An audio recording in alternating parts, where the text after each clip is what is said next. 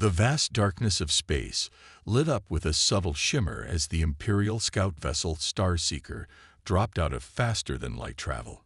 Captain Moore of the Earth Defense Fleet wouldn't spot the alien ship for another 3 hours, but this moment would change human history forever.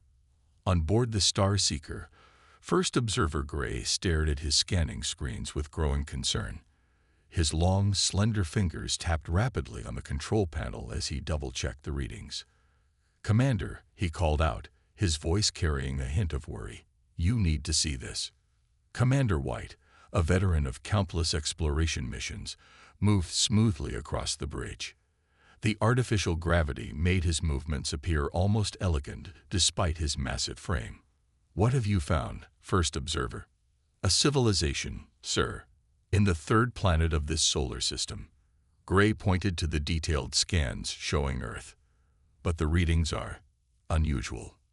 White leaned forward, his 4 eyes narrowing as he studied the data. The scans showed a planet teeming with artificial structures, primitive spacefaring vessels, and an extensive satellite network. But what caught his attention were the historical readings. "Run a temporal analysis," White ordered. "Show me their development curve." The holographic display flickered to life, showing Earth's technological progress over the past 100 years. White's expression darkened. "This can't be right.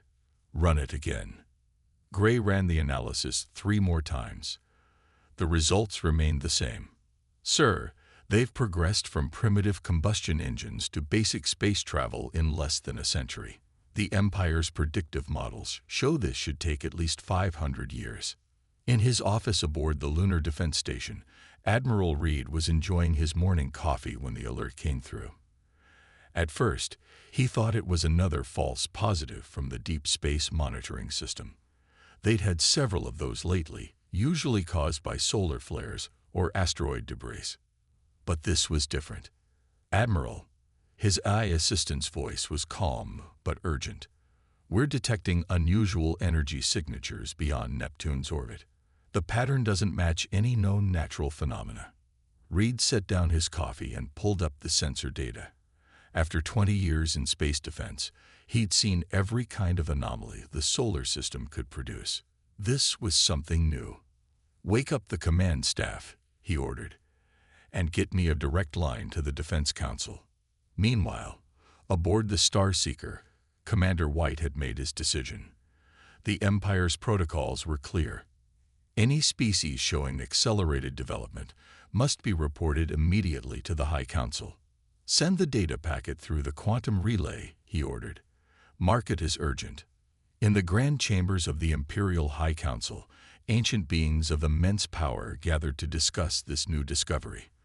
The council chamber was a massive structure of crystalline architecture, floating in space at the heart of the Empire's capital system. "These humans," spoke High Counselor Black, his voice echoing through the chamber, "they progress too quickly. Our models show they will achieve full faster-than-light capability within decades, not centuries. Perhaps we should extend a greeting," suggested Counselor Green. "Bring them into the Empire peacefully." "No," Black's response was firm. "Look at their entertainment broadcasts. Look at their military history. These humans, they're different. Their minds work in ways we've never seen. They turn tools into weapons, weapons into tools. They adapt at an alarming rate." The council chamber erupted in debate. Some argued for peaceful contact, others for containment, and a few for immediate military action. Back on Earth, Admiral Reed stood before the United Earth Defense Council, explaining what their sensors had detected. "Ladies and gentlemen," he said, pointing to the sensor data, "we are not alone, and I believe we've just been spotted." The room fell silent as the implications sank in. Humanity had long prepared for this moment, but preparation and reality were very different things. In the end, the Imperial High Council made its decision. They would launch what they called a preventive diplomatic mission, a euphemism that masked their true intentions. The Empire had decided that humanity was too dangerous to be allowed to develop freely. They didn't realize that this decision would lead to their greatest military disaster in 10,000 years of galactic dominance. The first shots hadn't been fired yet, but the path to war had been set. Humanity was about to face its greatest challenge, and the galaxy was about to learn why you should never underestimate a species that had spent its entire history learning to survive against all odds. The Imperial diplomatic vessel Peacebearer emerged from hyperspace just beyond Mars' orbit. Its sleek, crystalline hull gleamed in the sunlight, designed to appear both beautiful and non-threatening. Inside, however, hidden weapon systems hummed quietly, ready for their true mission. Ambassador Gold stood on the bridge, his ceremonial robes hiding cutting-edge combat armor. "Begin the transmission," he ordered. The message was simple. "People of Earth, we come in peace." In the United Earth Defense Headquarters beneath Mount Cheyenne, Admiral Reed watched the alien transmission with suspicious eyes. 20 years of military experience had taught him one thing. When something seems too perfect, it usually is. "They're positioning themselves in a tactical approach vector," one of his officers noted. "Their diplomatic course gives them a clear firing line to Earth's major defense installations." Reed nodded. "Launch the welcome party, but keep our cards close to the chest." He turned to his command staff. "And get me the experimental fleet. Code name, Guardian." The welcome party consisted of what appeared to be simple escort ships, old-style chemical rockets and basic plasma drives. Nothing that would worry an advanced civilization, but appearances can be deceiving. On the Peacebearer, Commander Silver smiled at the primitive vessels approaching them. "Look at their propulsion systems," he whispered to Ambassador Gold. "They're barely out of their gravity well." "Remember the mission," Gold replied quietly. "We make peaceful contact, gain their trust, and then eliminate their leadership during the peace talks. Quick and clean." The initial meeting was set to take place on the International Space Station, newly upgraded for this historic occasion. As the Imperial shuttle docked, the aliens got their first close look at humans. Ambassador Gold stepped through the airlock, flanked by his diplomatic staff. Actually highly trained assassins. He was met by Admiral Reed and the Earth Defense Council representatives. "Welcome to Earth space," Reed said, extending his hand in greeting. The alien ambassador stared at it for a moment before copying the gesture. The talks began smoothly. The Empire offered guidance and protection to humanity, speaking of peace and cooperation. But their sensors were secretly mapping the station's layout, identifying targets. What they didn't know was that humans had been preparing for this moment for decades. And now, Ambassador Gold announced, "We would like to share a traditional greeting ceremony." His staff began to move into position, hands reaching for hidden weapons. That's when everything went wrong, for the Empire. The station's artificial gravity suddenly increased tenfold, but only in specific sections. The Imperial delegation, caught off guard, found themselves pinned down while the humans moved freely in their powered armor suits. "Did you really think," Reed said, standing over the struggling ambassador, "that we wouldn't notice your weapons or your ship's attack positions? We've been waiting for first contact for a long time, hoping for peace but preparing for war." In space, the Peacebearer's weapon systems came online, only to find themselves targeted by dozens of previously invisible defense platforms. The primitive escort ships dropped their holographic disguises, revealing advanced warships. "Impossible," Commander Silver shouted as his sensors detected human ships appearing from FTL travel at multiple points around his vessel. "They shouldn't have this technology." Admiral Reed helped Ambassador Gold back to his feet as the gravity returned to normal. "We wanted peace," he said. "We really did. But we've studied our own history too well to be naive. Every time a more advanced civilization met a less advanced one on Earth, it rarely ended well for the less advanced group." The ambassador's eyes widened. You were never the less advanced group, were you?" "Oh, in some ways we are," Reed smiled. "Your faster-than-light drives are better than our prototypes. Your energy weapons are more efficient, but we've spent centuries preparing for this moment. Every science fiction story, every first contact scenario, every potential threat, We planned for them all. In orbit, the Peace Bearer found itself surrounded by human ships. Commander Silver received a transmission. This is Captain Stone of the Earth Defense Fleet. Power down your weapons, or we will be forced to demonstrate why picking a fight with humans is a bad idea. The Empire had made a crucial mistake. They had assumed technological superiority meant victory. They had forgotten that technology wasn't everything. Humanity had spent its entire existence learning to fight smarter, not just stronger. As Ambassador Gold was escorted back to his ship, he sent an urgent message to the Imperial High Council. The humans were not the primitive species they had appeared to be. The Empire's plan had failed before it began. The first battle of the coming war had been fought without a single shot fired, and humanity had won. The Empire struck without warning. 3 days after the failed peace talks, a massive Imperial fleet jumped into the solar system. Their target, the Mars colonies. They thought taking out humanity's oldest off-world settlement would break Earth's spirit. They were wrong. The Imperial Fleet Commander, Lord Blue, watched with satisfaction as 500 warships moved toward Mars. "Let's show these humans what real space warfare looks like," he said to his bridge crew. His ships were arranged in perfect formation, following thousands of years of tested battle doctrine.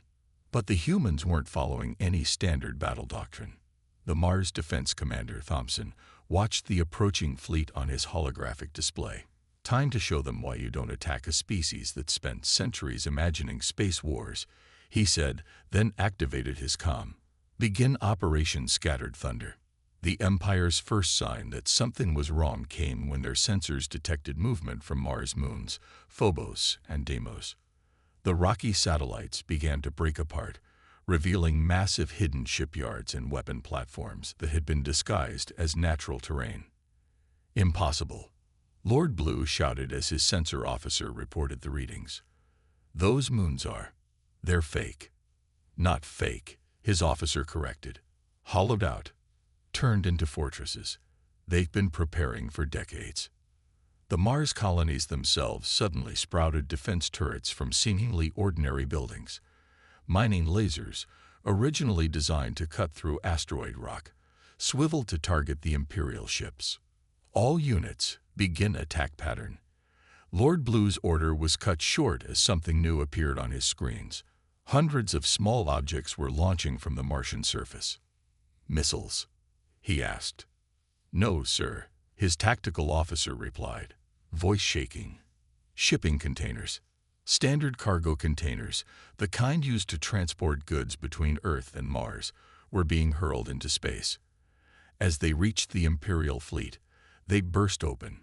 Inside each one was a swarm of small combat drones, built from modified mining equipment and construction robots.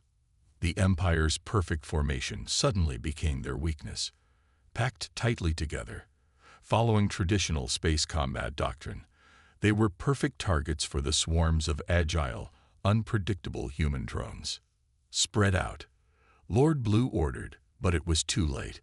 The drones weren't trying to destroy his ships. They were attacking engines, weapons, and sensors. Like a swarm of angry bees, they struck at vulnerable points, disrupting the Imperial fleet's coordinated movement. That's when the real attack began. Earth's primitive defense fleet dropped out of FTL travel, but not in front of the Imperial ships. They appeared behind, above, below, attacking from all angles. Their ships moved in ways that defied standard combat logic, using maneuvers that would have killed most alien species. "How are they surviving those G-forces?" Lord Blue demanded as he watched a human ship pull a turn that should have crushed its crew. "They're using some kind of internal gravity manipulation," his science officer reported. "And their crews, scans show they're in some kind of liquid-filled pods." The humans had adapted their deep-sea diving technology for space combat, filling their command centers with breathable liquid that allowed their bodies to withstand extreme maneuvers. In the chaos, Lord Blue finally realized another terrible truth. The humans weren't fighting like a spacefaring civilization. They were fighting like ground troops, using cover, flanking maneuvers, and ambush tactics in three-dimensional space. "My lord," his communications officer called out, "we're getting reports of humans boarding our disabled ships." Marines in powered armor suits were cutting their way into crippled Imperial vessels. The Empire's crew, trained for ship-to-ship combat, found themselves fighting room-to-room against warriors who had perfected close-quarters combat over centuries of terrestrial warfare. From his command center inside Phobos, Commander Thompson watched the battle unfold. "Send in the second wave," he ordered. More cargo containers launched, but these held something different. Space mines made from retrofitted satellites and old spacecraft parts. The Imperial fleet's perfect formation had completely broken down. What was supposed to be a show of force had turned into a chaotic brawl, and the humans were winning. "Full retreat," Lord Blue finally ordered. Less than half his fleet was still combat effective. As his ships frantically jumped to FTL, leaving their crippled companions behind, he drafted his report to the Imperial High Council. The humans hadn't just survived their first major space battle. They had won it decisively, and they had done it using technology the Empire had dismissed as primitive, tactics that defied conventional space warfare, and a level of preparation that no one had expected. The real war was just beginning, and the Empire was starting to realize they had made a terrible mistake. The Imperial High Council was furious after their defeat at Mars. They mobilized their main battle fleet, 5,000 warships, the largest force assembled in the last 1,000 years. Their target, Earth and its colonies. Grand Admiral Purple stood on the bridge of his flagship, the Imperial Wrath, as his massive fleet prepared to jump. "This time," he declared, "we will show these humans the full might of the Empire." But Earth had used the time since the Mars battle wisely. "They're coming," Admiral Reed announced to the combined Earth Defense Force. "And this time, they're not holding back." He looked at the holographic display showing Earth's new defensive network. "Good thing neither are we." The Imperial fleet appeared in waves, surrounding the entire solar system. Their ships were bigger, their weapons more powerful. Grand Admiral Purple had studied the Mars battle recordings carefully. He wouldn't make the same mistakes. "Spread formation," he ordered. "No tight clusters. And launch our new anti-drone screens." The Empire had adapted, but so had humanity. As the Imperial fleet advanced, they encountered something unexpected, a thick cloud of debris orbiting Earth. Old satellites, space junk, and pieces of destroyed ships created a dangerous field of obstacles. "Push through it," Purple commanded. "Our shields can handle space debris." Then the debris field came alive. "Sir," his sensor officer shouted, "that debris, it's all networked together. It's some kind of massive sensor web." Humanity's AI defense systems, hidden in what looked like space junk, began coordinating Earth's response. Each piece of debris contained tiny sensors, creating a three-dimensional map of every Imperial ship's movement. The Empire's first wave hit the outer defense line. Their ships were met by a new type of weapon, orbital defense platforms disguised as civilian space stations. These stations split apart, revealing massive electromagnetic pulse cannons. EMP shielding at maximum, Purple ordered, but these weren't normal EMPs. The humans had developed directional gravity pulses, creating areas of intense gravitational distortion that threw Imperial ships off course. "How do they keep doing this?" Purple demanded as he watched another squadron get scattered by the gravity weapons. These technologies shouldn't work together. That's when the humans revealed their next surprise. The lunar surface cracked open, revealing massive hangars built inside the moon itself. From these hidden bases poured Earth's main battle fleet.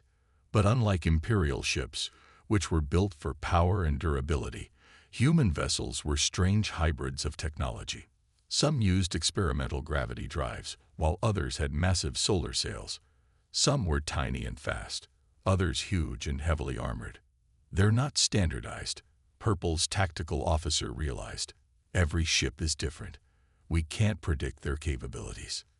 The battle split into dozens of smaller engagements. Imperial ships found themselves facing human vessels that seemed specifically designed to counter their strengths. When they adapted, the humans would switch tactics, using different ships and weapons. Then came the real shock. Deep space sensors detected something massive approaching from beyond Neptune. Unknown object entering the battle space, Purple's sensor officer reported. It's one of their gas mining platforms from Jupiter. They've turned it into a carrier. The converted gas mining platform, nearly the size of a small moon, had been retrofitted with hangars and weapon systems. From its massive bays launched waves of fighters, craft that could operate in both space and atmosphere. Purple watched in horror as his carefully planned assault turned into chaos. The humans were using the debris field for cover, appearing from behind destroyed ships to launch attacks, then vanishing again. Their AI systems coordinated faster than organic commanders could respond. They're not fighting a space battle, he realized. They're fighting a ground war in 3 dimensions, using terrain, cover, combined arms tactics. The Empire's technological advantage meant little against human ingenuity. Their ships were being picked apart by weapons cobbled together from mining equipment, construction tools, and civilian technology. Full power to forward shields.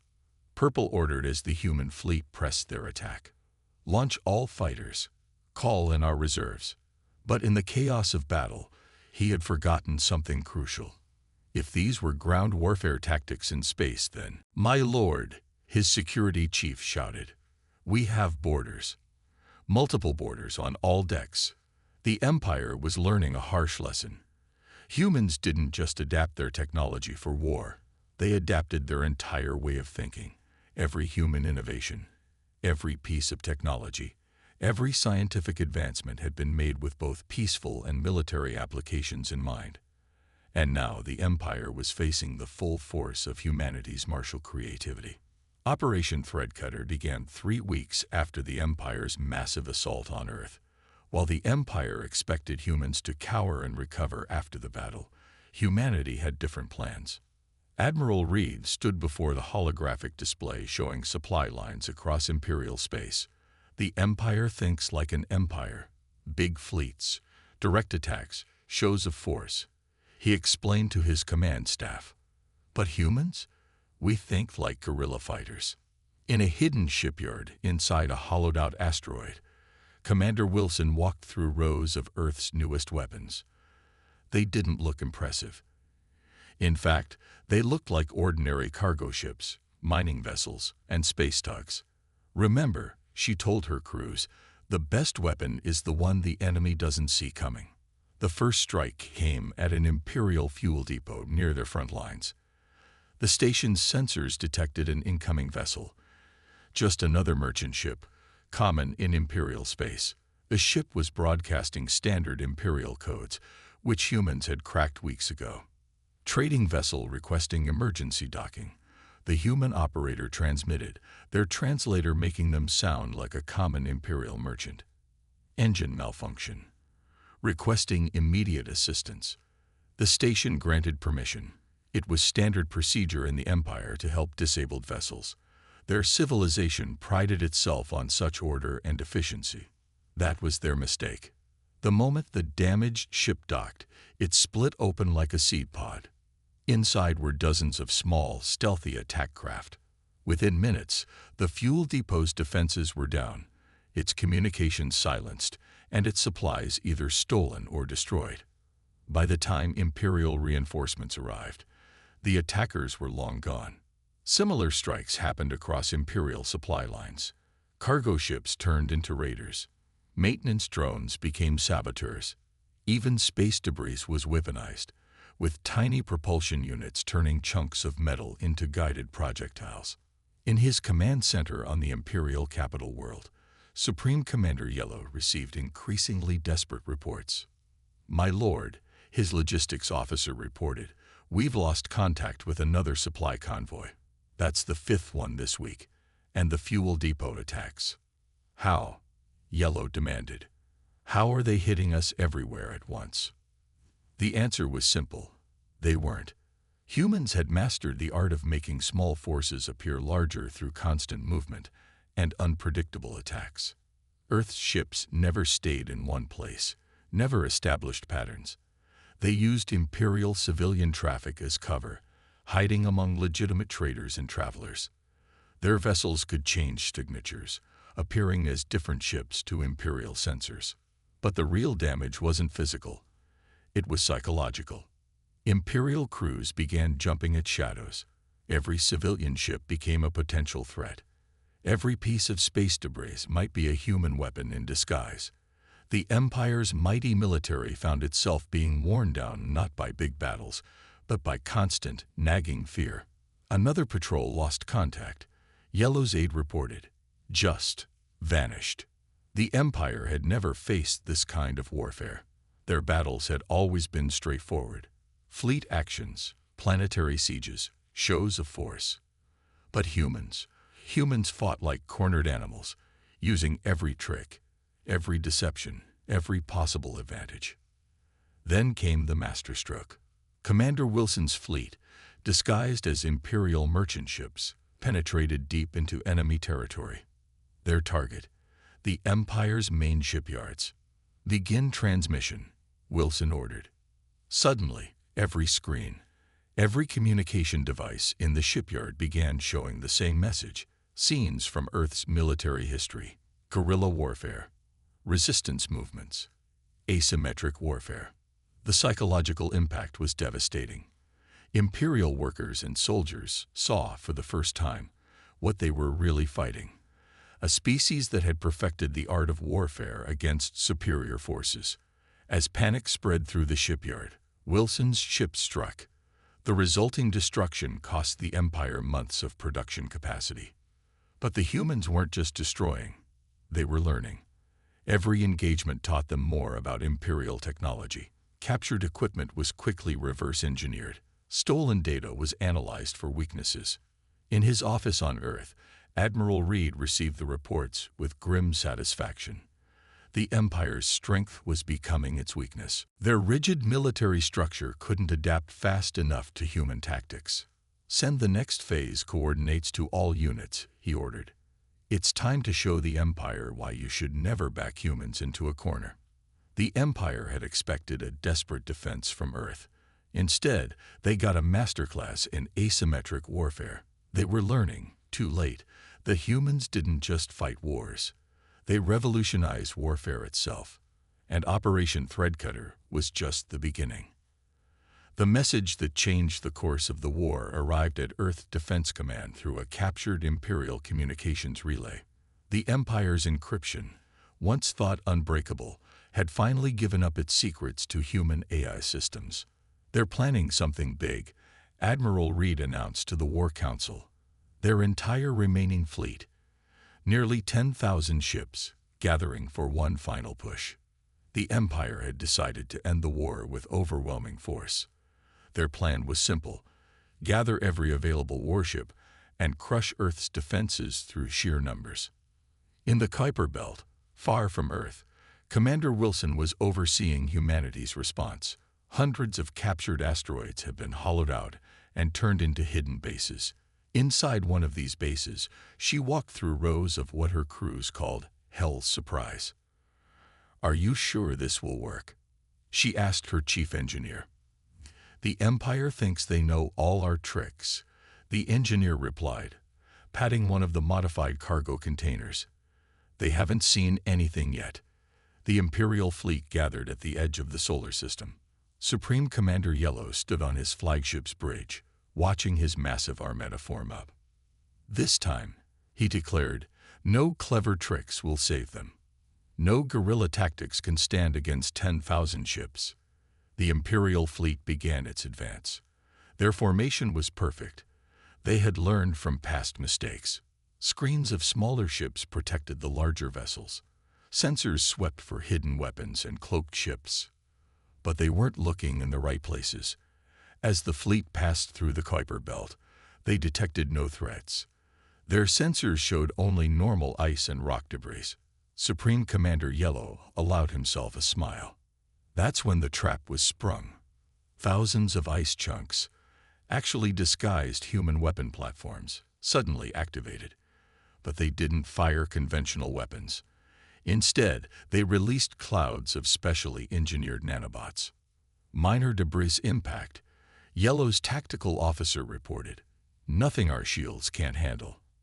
Then the nanobots went to work, designed to mimic natural space-borne bacteria, which the Empire's shields were calibrated to ignore. They began eating through hull metal and disrupting shield generators.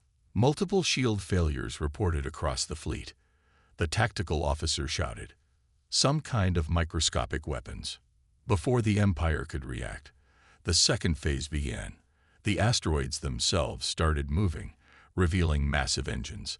They weren't just bases, they were giant kinetic weapons. Evasive action. Yellow ordered, but it was too late. The massive rocks, accelerated to incredible speeds, smashed through the Imperial formation. Then came humanity's main fleet, emerging from FTL travel in perfect attack position. But these weren't normal warships. They were Imperial vessels, captured, reversed engineered, and improved with human innovations. They're using our own ships against us. Yellow's second-in-command gasped. But they're moving in ways our ships shouldn't be able to move.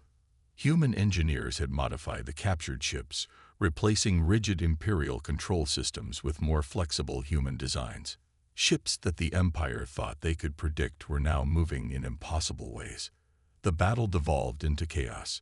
Imperial commanders found themselves facing tactics they'd never imagined. Their own technology turned against them in ways they'd never thought possible.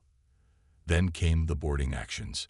Specially trained human assault teams, using captured Imperial teleporters modified with Earth's experimental quantum tunneling technology, began appearing inside Imperial ships.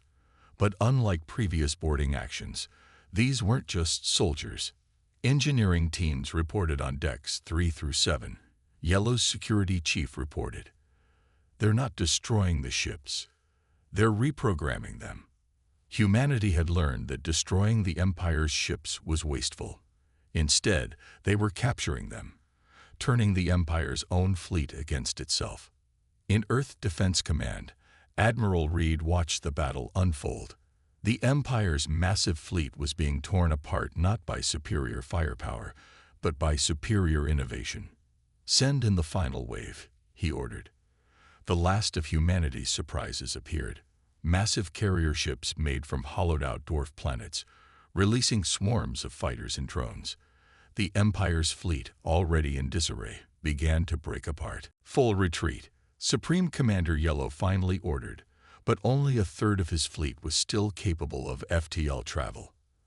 As the remaining Imperial ships fled, they transmitted one final message to their capital. Humans don't just adapt to war. They transform it. They take everything they learn and make it their own. We cannot win this war. The turning point had come. The Empire's greatest fleet had been defeated not by matching its strength, but by completely changing the rules of engagement. The war wasn't over, but its outcome was now certain. The Imperial High Council gathered in emergency session. The massive chamber, once a symbol of their power, now felt empty. Half the council seats were vacant, their occupants killed in human raids or fled to distant worlds.